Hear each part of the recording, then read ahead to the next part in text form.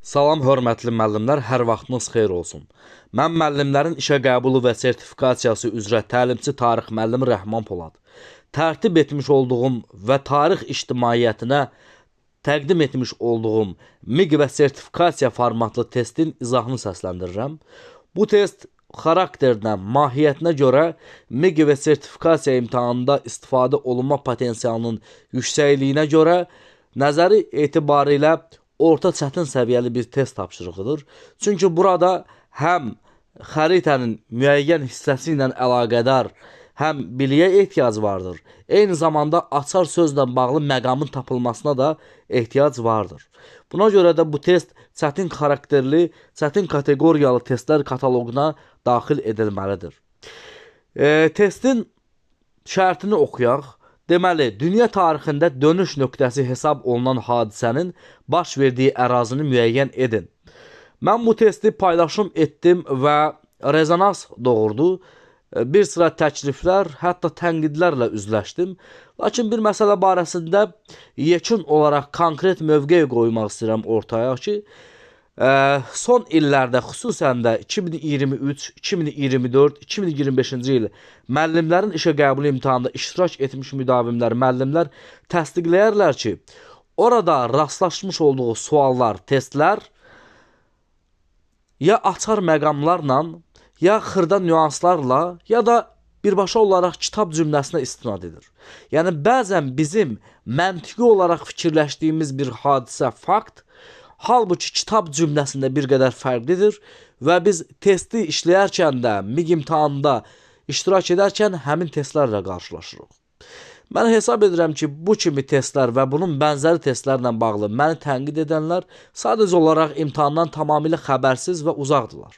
Ya onlar böyük ehtimalla illərdir ki, müəllimlərin işə qəbul imtahanında iştirak etmirlər və yaxud da ki, onlar sadəcə olaraq boş bir euforiya içərisindədirlər. Çünki tarixdə müəllimlərin işə qəbul imtahanında və yaxın gələcəkdə, yəni 2026-cı ildə sertifikasiya imtahanı olacaq. Təbii ki, müdavimlərin, müəllimlərin sayı çoxdur. İmtahan verəcək namizədlərin sayı çoxdur. Vakansiya yerləri azdır və imtahanın çətin olması da onun şəffaflığı ilə, obyektivliyi ilə bağlıdır. Bu da normal bir haldır ki, imtahan çətin olmalıdır ki, layiq olanlar yüksək nəticə əldə etsinlər.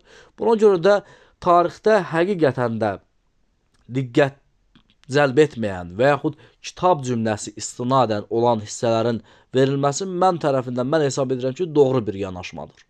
Çünki daha çox diqqət edən, daha çox çalışan, daha çox, necə deyərlər, hər bir məlumatı təhlil edən bir müəllim gedib ən yüksək bal almağa da layiqdir. Bu şəxsən mənim subyektiv bir fikrimdir. Keçək deməli testimizlə bağlı dünya tarixində dönüş nöqtəsi hesab olunan hadisənin baş verdiyi ərazini müəyyən edin. Burada söhbət Malazgirt döyüşündən gedir. Səlcuqlar Şərqi Anadoluya 1071-ci ilin avqust ayının 26-sında hücum etdilər. Burada Bizans qoşunları da toqquşdular. Tarixin böyük bir döyüşü Malazgirt vuruşması baş verdi və həmin vuruşma haqqında tarix kitablarında dünya tarixinin dönüş nöqtəsi hesab olunur.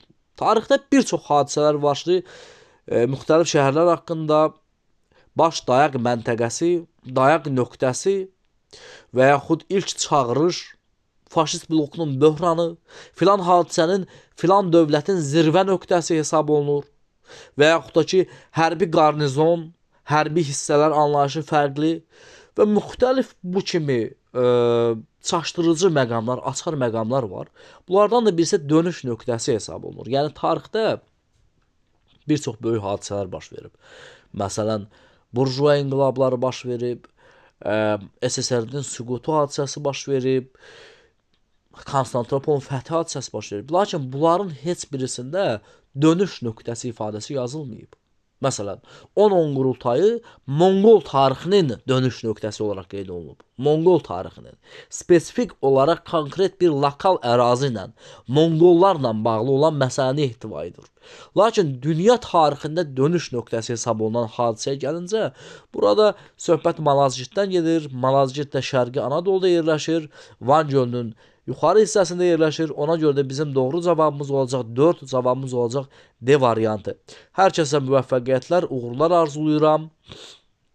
Və qeyd etmək istəyirəm ki, bizim yanvar qruplarımıza qeydiyyat prosesimiz davam etməkdədir. Yanvar ayının 6-sından ilk dərslərimiz başlayacaq və böyük ehtimalla yanvar ayının 6-sı, maksimum yanvar ayının 10-unda biz artıq yanvar qrupuna qeydiyyatı dayandıracağıq və fevral qrupuna qeydiyyatı başladacağıq. Kimlər ki, yanvar ayından etibarən bizdən hazırlaşmaq istəyirlərsə, qeyd olunan əlaqə nömrələrindən əlaqə saxlayıb bizimlə əlaqə yarada bilərlər, yanvar qrupuna yazıla bilərlər. Həftədə 3 dəfə 2, 4, 6-cı günlər saat 18:00-da qrupumuz fəaliyyətə başlayacaq. Dərslərimiz Zoom platforması və Kurikulum Az saytı vasitəsilə həyata keçirilir.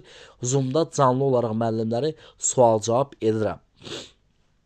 Və mənim dərslərimin 100% şkalasının qiymətləndirməsinin 60% testlər üzərində, 40% sual-cavablar üzərində düşür. Testlərin necə ki, bütün xırdalıqları, bütün çətinlikləri ehtiva edirsə, eyni zamanda sual-cavab prosesim də o tip xırdalıqların hamısını üzə aşkara çıxarır ki, bizimlə hazırlaşan müdavimlər, mənim heç bir şübhəm yoxdur ki, hər il olduğu kimi bu ildə 2026-cı ilə gedib ən yüksək nəticələri əldə edəcəklər. Hər kəsə uğurlar.